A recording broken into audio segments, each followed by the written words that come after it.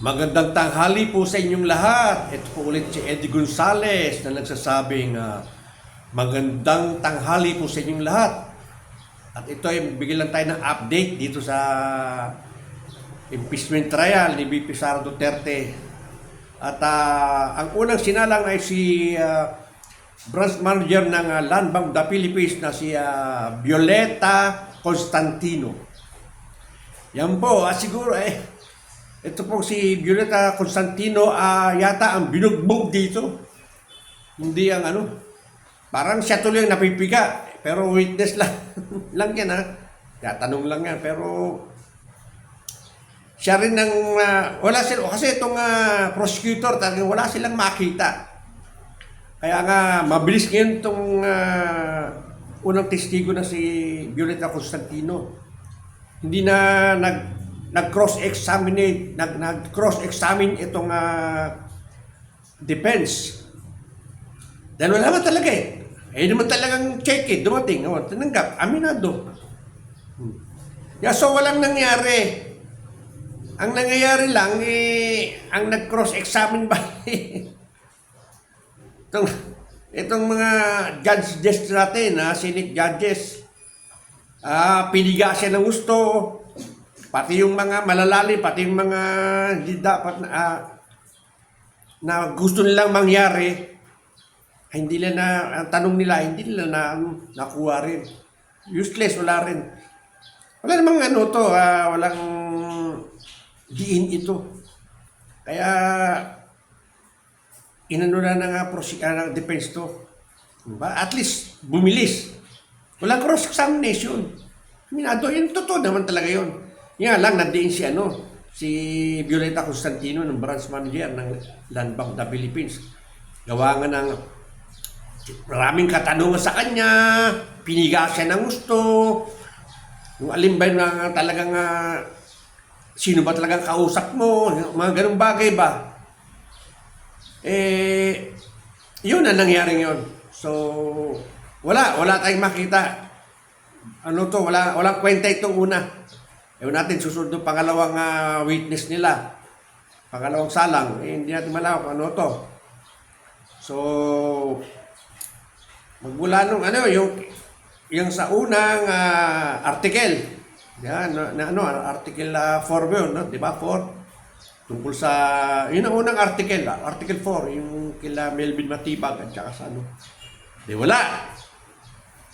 Wala talaga. Ito para si Joel Chua para bang nag-show man simple na sa tao na parang may at least may tinanong. May mga, ito ba, ganito. Siyempre yes lang ng yes, totoo naman Para bang pinapatumagal lang Kaya minsan sinasabi na ni presiding officer na si Escudero, kapaniwalag na siya. Para medyo bumilis. Wala namang puro tanong, mga ganon.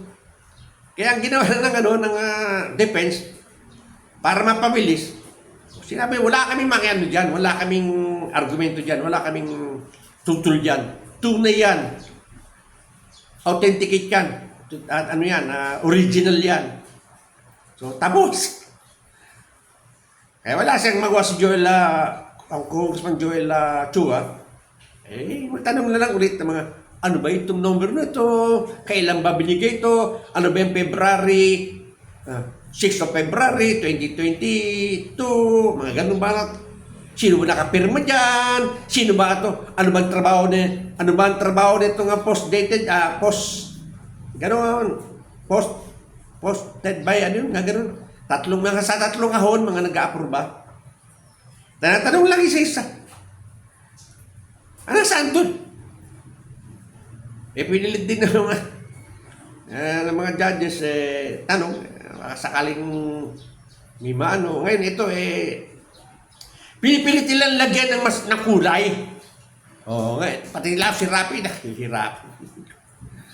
At nung bigyan nila ng kulay, kauna-unahan lang yan. Sa Land Bank, nag-withdraw 125 million. Pero dito lalabas yan. Kung dapat tinanong nila, hindi nila matanong, kung saan galing yung cheque ng OBP. Sino ang nagbigay ng cheque? Saan galing yung cheque na yan? Ayan ang kailangan ng susunod na katanungan dyan. Saan nang galing?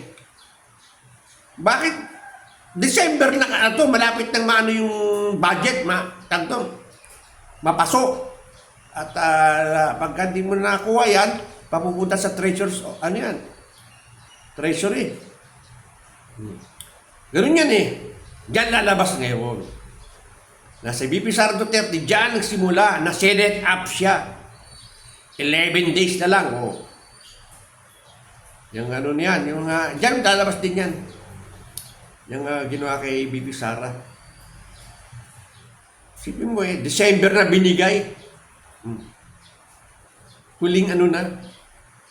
Diyan lalabas. Pero, lalabas yung katotohanan dyan, natakatanong dyan, sino nag-approve, sino nagbigay ng cheque? Saan galing ang cheque? Di ba kay Bongbong? Sa Office of the President? Pero, dinelate ang pagbibigay. December na, madalian tuloy. December na, nirelease. Kaya madalian. Kasi, sasabihin, kailangan umano mo yan, maubos mo yan, kagad, kung di mo maubos yan, mapupuntasan yan. Natural. Tingnan natin ang COA. Kung anong gagawin itong COA to. Kasi, ang pera naman ay buhos na ron eh. Hindi naman binulsa. Diyan malalaman natin. So, abangan natin sa susunod. Maraming salamat po. At dito lang ang aking update. Anong nangyari ito.